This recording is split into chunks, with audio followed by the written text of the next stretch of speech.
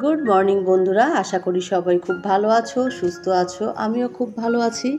নতুন একটা ভিডিওতে তোমাদের সকলকে জানাই অনেক স্বাগত। ঘড়ির কাঁটা সকাল 7:40 ঘরে। ছেলেরা রেডি হয়ে পড়েছে স্কুলে যাওয়ার জন্য। আজ ওদের প্রথম স্কুল, ওরা স্কুলে যাচ্ছে। অনেক দিন পর স্কুলে যাচ্ছে, তাই একটু অন্যরকমই লাগছে। সকালে উঠেছি ঠিক 5:30টার সময়। উঠে কিছুটা বাসি কাজ করে নিয়েছি। বাসি কাজ মানে বাসি ঘরটাই ঝাঁট দিয়েছি। তারপরে ওদেরকে টিফিন তৈরি করে দিয়ে রেডি করে দিয়ে ওরা এখন স্কুলে যাচ্ছে। স্কুলে আমারই যাওয়ার কথা ছিল, কিন্তু ওদের পাপা বলল আমি দিয়ে আসছি, তাই আমি আর গেলাম না। ওরা তো বেরিয়ে গেল। এইবার শুরু হয়ে যাবে আমার সংসারের কাজকর্ম। আর আজকে বাড়িটা পুরোপুরি ফাঁকা হয়ে গেল, কারণ একটা মাস পুরো ছুটি ছিল। ছেলেরা সব সময় ঘরের মধ্যে থাকতো, কথাবার্তা, ঘরটা বেশ জমজমাট ছিল। কিন্তু আজকে একদম ঘরটা পুরো ফাঁকা। অনেক দিন পর স্কুল খুললে এরকমই হয়।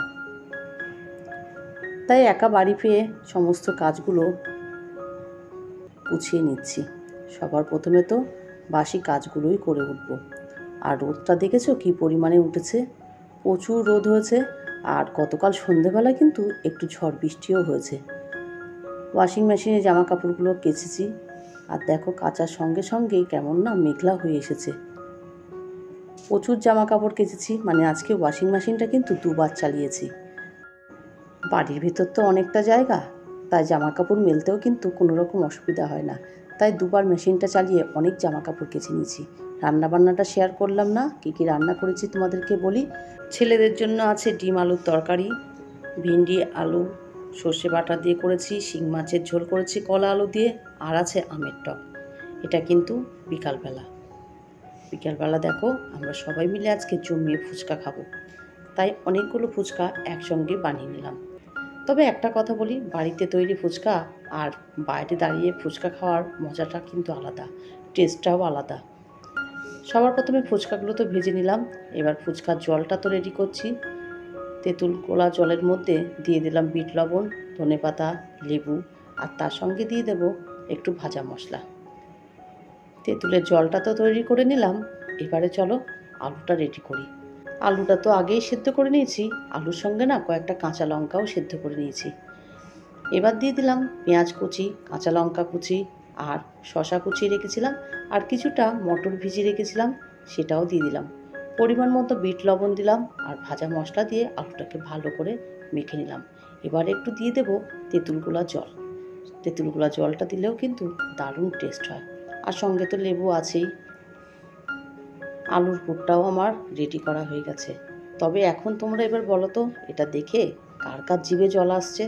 আমি তো যখন ভয়েস দিচ্ছি আমারও জিভে জল চলে এসেছে।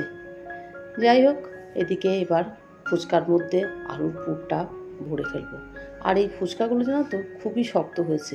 ওই জন্যই বললাম যে বাইরে দাঁড়িয়ে খাওয়ার ফুচকার টেস্টটা কিন্তু আলাদা। কিছুটা ফুচকা আলাদা করে নিলাম দই ফুচকা বানাবো বলে। ফুচকার মধ্যে আলুর পুরগুলো ভরে দইটাকে একটু বিট লবণ দিয়ে ভালো করে নেড়ে নিয়েছিলাম, মানে মিশিয়ে নিয়ে তার মধ্যে দিয়ে দিলাম। এবার দিলাম টমেটো সস, আর অল্প একটু তেঁতুল গোলা জলও দিয়ে দিয়েছি, আর উপর থেকে দিয়ে দিলাম ঝুরি ভাজা। ব্যাস রেডি হয়ে গেল দই ফুচকা। তবে কিন্তু এই জল ফুচকার থেকে দই ফুচকার টেস্টটা বেশি ভালো হয়েছিল। আমরা শেষে কিন্তু আবারও দই ফুচকা তৈরি করেই খেয়ে ফেলেছিলাম। ফুচকা সব কিছু রেডি করে নিয়ে চলে এলাম ঘরের মধ্যে। আর ফুচকা খাওয়ার পার্টনার বলতে তো আমার দুই ছেলে, রিজু আর আমি ফুচকা খেতে ভালোবাসি। রায়ান অতটা পছন্দ করে না, ও ওই দই ফুচকাটাই বেশি খেয়েছে।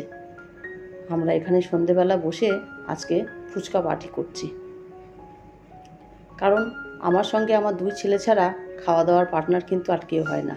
ওদের পাপার তো সময় হয়ই না, আর ওর দাদু তো ওনার মতনই খেয়ে নেয়। দই ফুচকা করার জন্য আবারও রিজু দই আনতে গেল। আবার নতুন করে তৈরি করব দই ফুচকা। জল ফুচকাটা আমরা আর খেলাম না বেশি, আবার নতুন করে দই ফুচকা তৈরি করে খেয়ে নিলাম। আর এই ফুচকা খেতে খেতেই আজকের ভিডিওটা কিন্তু শেষ করে দেব। আজ তাহলে এই পর্যন্ত। আমার ভিডিওটা যদি তোমাদের ভালো লেগে থাকে, please like, comment, share and subscribe করো। সবাই খুব ভালো থেকো, সুস্থ থেকো, দেখা হবে অন্য কোনো নতুন ভিডিও নিয়ে। টাটা।